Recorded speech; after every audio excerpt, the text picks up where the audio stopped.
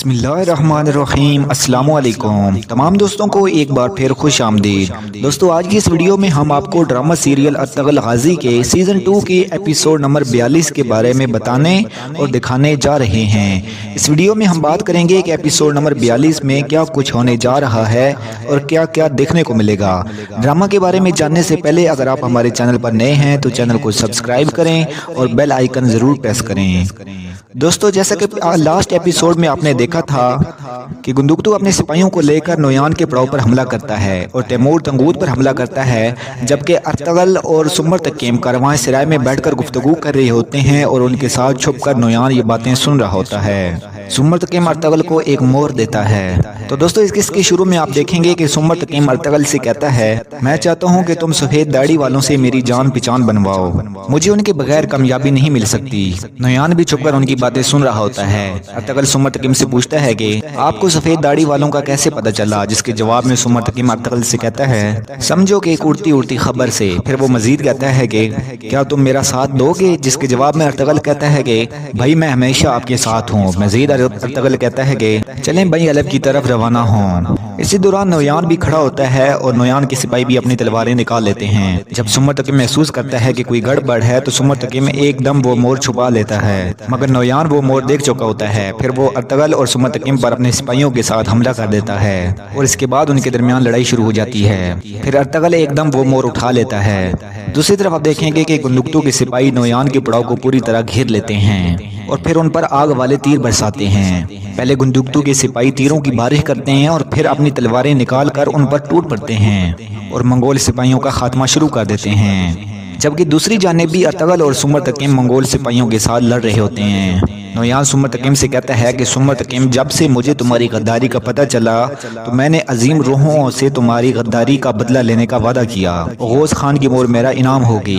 जबकि दूसरी जानिब गुंदुकतू अर्तुगरुल के सिपाहियों के साथ और अपने सिपाहियों के साथ मंगोल सिपाहियों पर कहर बनकर टूटता है और बहुत से मंगोल सिपाहियों का खात्मा कर देता है। अब्दुर्रहमान बेहोशी की हालत में एक दरख्त के साथ बंधे होते हैं, जबकि दिली दमीर उनके पास आते हैं और अब्दुर्रहमान को कहते हैं कि मेरे बेटे उठ जाओ। फिर दिली दमीर अल्लाह ताला से कहते हैं कि ऐ अल्लाह, मुझसे मेरा एक और बेटा न लेना। फिर तुरगत भी अब्दुर्रहमान के पास आता है और कहता है कि अब्दुर्रहमान आंखें खोलो। नोयान जब देखता है कि उसके तमाम सिपाही मारे गए हैं तो वो घोड़े पर बैठकर भागने की कोशिश करता है। अर्तुगरुल उसके पीछे आता है और कहता है कि मेरे सिपाही तुम्हारी क़यामगाह को जलाकर राख कर चुके होंगे, वो तुम्हारे सिपाहियों को कत्ल कर रहे होंगे। दूसरी जानिब आप देखेंगे कि हमजा भी नोयान के पड़ाव में मौजूद है। गुंदुकतू जब हमजा को देखता है तो गुस्से से हमजा को आवाज देता है और फिर हमजा की तरफ बढ़ता है। हमजा जब गुंदुकतू को देखता है तो अपनी तलवार फेंक देता है और गम और दुख की वजह से वहीं पर ढेर हो जाता है। गुंदुकतू गुस्से से हमजा की तरफ जाता है। हमजा गुंदुकतू से कहता है कि भाई रुक जाएं। फिर हमजा कहता है, भाई अब्दुर्रहमान की ये हालत देखकर मुझे होश आ गया, मुझसे गलती हो गई थी, मैं बिल्कुल गिर गया था, मैं आपके गुस्से और आग में घेरे में आ गया था, मेरी मौत आप पर हलाल है। जिस पर गुंदुकतू कहता है कि हमारा खून इस सरजमीन पर हराम है। इसके बाद गुंदुकतू हमजा को जोरदार मुक्का मारता है और उसके बाद अब्दुर्रहमान की तरफ चल पड़ता है और दूसरी जानिब नोयान अपने घोड़े पर बैठकर कारवां सराय से भाग जाता है। गुंदुकतू अब्दुर्रहमान के पास जाता है और पूछता है कि अब्दुर्रहमान की हालत कैसी है, जिस पर बमसी कहता है कि भाई हम इसको नहीं बचा सके, अब्दुर्रहमान मर गया है। ये सुनकर दुहान दिली दमीर और गुंदुकतू को बहुत गुस्सा आता है और बहुत दुख होता है और वो अब्दुर्रहमान को जोर जोर से झंझोड़ते हैं और कहते हैं अपनी आंखें खोलो। दूसरी तरफ आप देखेंगे कि एक मंगोल सिपाही सुमर तकीम को गिरा देता है और जैसे ही वो उसे कत्ल करने लगता होता है तो ऊपर से अर्तुगरुल आ जाता है और उस मंगोल सिपाही को कत्ल कर देता है। सुमर तकीम कहता है कि क्या तुमने मोर ले ली, जिस पर अर्तुगरुल कहता है कि जी भाई मोर मेरे पास है। जिस पर सुमर तकीम कहता है कि मेरा शेर भाई, और इसके बाद वो बेहोश हो जाता है। दूसरी जानिब आप देखेंगे कि गुंदुकतू के सिपाही अब्दुर्रहमान को उठाते हैं और इसी दौरान मेहरदीन गुंदुकतू के पास आता है और उसे कहता है कि मैंने जंग में मंगोलों के खिलाफ अपने 2 बेटों को कुर्बान किया है, मगर अल्लाह ने मुझे तुम्हें अता किया। मेहरदीन गुंदुकतू से कहता है कि तुमने अपनी सियासत से सरदारी जीती, अपनी तलवार से जंग जीती और अपने दिल से मेरी बेटी को जीता। जिस पर गुंदुकतू मेहरदीन का शुक्रिया अदा करता है। इसके बाद आप देखेंगे कि नोयान के पड़ाव में गुंदुकतू के सिपाही तमाम मंगोल सिपाहियों का सफाया कर देते हैं और दूसरी तरफ तैमूर के सिपाही बहुत से मंगोल सिपाहियों को पकड़ लेते हैं। सफ्तर कहता है कि भाई इन्होंने अपने हथियार डाल दिए हैं। बाकिर कहता है कि जिन लोगों ने हथियार डाले हैं उन्हें कुछ नहीं कहना चाहिए। तैमूर कहता है कि इन्हें कैद करो और कबीले की तरफ ले चलो, ये हमें फायदा पहुंचा सकते हैं। کیا پتہ ان کی معلومات سے ہمارا کوئی سپاہی بچ جائے۔ پھر تیمور کہتا ہے کہ وہ کتا تنبوت بھاگ گیا ہے۔ پھر صفدر کہتا ہے کہ بھائی ہم قبیلے فاتح بن کر لوٹیں گے اور یہ جیت آپ کی ہے، جس پر تیمور کہتا ہے کہ میرے بھائی یہ جیت ہم سب کی ہے، ہم سب نے مل کر یہ کیا۔ اس کے بعد وہ نعرہ تکبیر اللہ اکبر کے نعرے بلند کرتے ہیں۔ اس کے بعد آپ دیکھیں گے کہ ارطغرل اپنے بھائی سمرتقیم کو سہارا دے کر کاروان سرائے کے کمرے سے باہر آتا ہے۔ سمرتقیم ارطغرل سے کہتا ہے کہ اوغوز کی مور تمہارے حوالے ہے بھائی۔ اس کے بعد ارطغرل سمرتقیم کو اٹھا کر گھوڑے پر بٹھاتا ہے۔ اس کے بعد آپ دیکھیں گے کہ گندگتو اور تیمور فاتح بن کر قبیلے لوٹتے ہیں اور قبیلے کے لوگ گندگتو زندہ باد کے نعرے بلند کر رہے ہوتے ہیں اور گندگتو نے حمزہ کو پکڑا ہوتا ہے۔ اسی دوران قبیلے کے لوگ جب حمزہ کو دیکھتے ہیں اور غصے سے پاگل ہو جاتے ہیں اور حمزہ کو پتھر مارنا شروع ہو جاتے ہیں اور کہتے ہیں کہ غدار کو مرنا ہوگا، غدار کو مرنا ہوگا۔ گندگتو قبیلے کے لوگوں سے کہتا ہے کہ رک جاؤ، اسے مت مارو۔ اسی دوران گندگتو کے سپاہی قبیلے کے لوگوں کو پیچھے کرتے ہیں۔ گندگتو کہتا ہے کہ میری بات سنو، حمزہ میرا سپاہی تھا، سپاہیوں کے سربراہ کی حیثیت سے میں ہی اس کی سزا کا فیصلہ کروں گا۔ سمجھ گئے تم لوگ؟ تم میں سے کوئی بھی اسے کچھ بھی نہیں کہے گا۔ اس کے بعد گندگتو حمزہ اور سپاہیوں کو لے کر وہاں سے آگے بڑھ جاتا ہے۔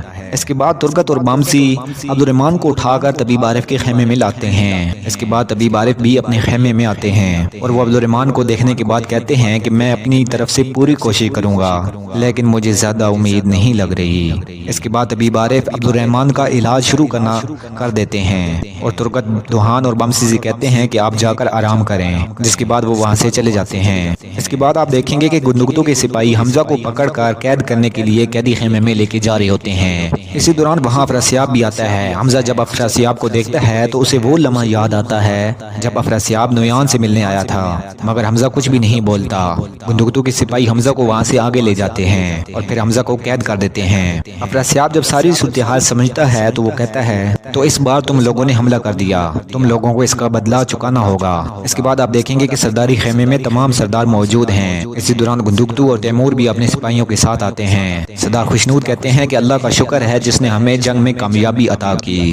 گندگتو کہتا ہے کہ شکر ہے اللہ کا ہم فاتح بن کر لوٹے لیکن ہمیں نویان نہیں ملا، جس پر سردار خوشنود کہتا ہے کہ تم لوگ شیروں کی طرح ہو، انشاءاللہ ایک دن تم اس کی بھی لاش لے کر آؤ گے۔ سردار خوشنود کہتا ہے کہ ہم اپنے سرداروں اور سپاہیوں کے شکر گزار ہیں جن کی وجہ سے ہمیں یہ فتح ملی، اللہ آپ سب سے راضی ہو، جس پر وہ سب اپنے سینوں پہ ہاتھ رکھ کے کہتے ہیں آمین۔ اس کے بعد وہاں پہ موجود سردار تیمور صاحب زندہ باد، گندگتو صاحب زندہ باد اور مہر الدین صاحب زندہ باد کے نعرے لگاتے ہیں۔ اس کے بعد آپ دیکھیں گے کہ ترگت اور دلی دمیر آئکس کی قبر پر بیٹھے دعا کر رہے ہیں۔ ترگت کہتا ہے کہ بابا اب آپ کے چہرے پہ غم نظر نہ آئے، جس پر دلی دمیر کہتے ہیں کہ اللہ کا شکر ہے ہم نے اپنا وعدہ پورا کیا، منگولوں نے آئکس کے ساتھ جو کیا ہم نے اس کا بدلہ لے لیا۔ پھر دلی دمیر ترگت سے کہتے ہیں کہ بیٹا میں تمہیں جو بتانے والا ہوں اسے غور سے سنو، مجھے یہ بات آئکس نے بتائی تھی۔ بیٹا تم اپنا گھر دوبارہ بساؤ، تم کئی قبیلے کے ایک بہترین سپاہی ہو، میں اور آئکس تمہیں خوش دیکھنا چاہتے ہیں۔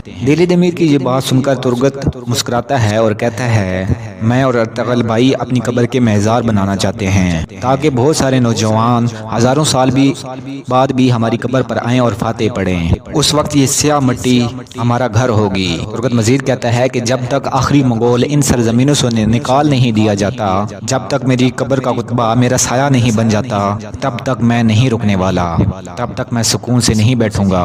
اس کے بعد آپ دیکھیں گے کہ گندگتو اور احمہ خاتون حمزہ کے خیمے میں آتے ہیں جہاں پہ وہ قید ہے، جبکہ باہر افراسیاب اپنے آدمی سے کہتا ہے نویان کو ڈھونڈو اور اسے کہو کہ میں اس کے حکم کا انتظار کر رہا ہوں۔ پھر گندگتو حمزہ کو پانی دیتا ہے، جس کے بعد حمزہ اپنی نظریں جھکا کر بیٹھ جاتا ہے۔ احمہ حمزہ سے کہتی ہیں کہ حمزہ میں نے تمہیں اپنے بچوں کی طرح پیار کیا، تمہارے بابا سلیمان شاہ کے سامنے شہید ہوئے، اس کے بعد تمہیں اکیلا پن محسوس نہ ہو، جس کی وجہ سے میں نے تمہیں اپنے بچوں کے ساتھ ایک ہی چھت تلے رکھا، میں نے تمہارا ایک ماں کی طرح خیال رکھا۔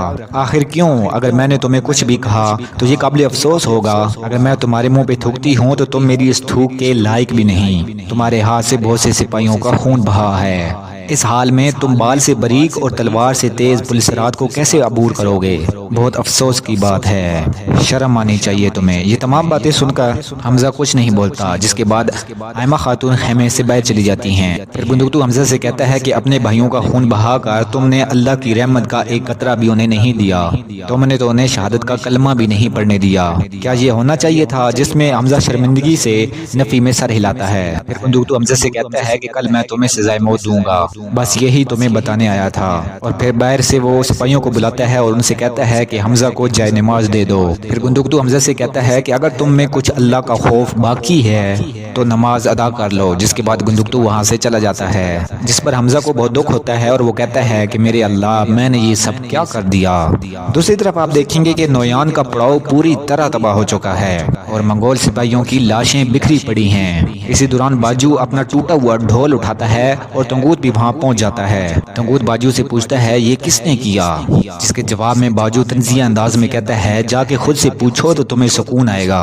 जिस पर तंगूत कहता है कि नोयान को शिकस्त हो चुकी है और ये तुम भी जानते हो, एक अपाहज चरवाहे ने उसे शिकस्त दे दी है। इसी दौरान उन्हें किसी के आने की आवाज़ सुनाई देती है तो वो झाड़ी में छुप जाते हैं और आने वाला शख्स नोयान होता है। नोयान अपने घोड़े से उतरकर अपने पड़ाव की सूरत हाल का जायजा लेता है और उसे हर तरफ अपने सिपाहियों की लाशें नजर आती हैं। ये देखकर नोयान को बहुत गुस्सा आता है और फिर तंगूत और बाजू भी नोयान के पास जाते हैं। नोयान उनसे कहता है तो इसका मतलब है कि तुम जाल में फंस गए।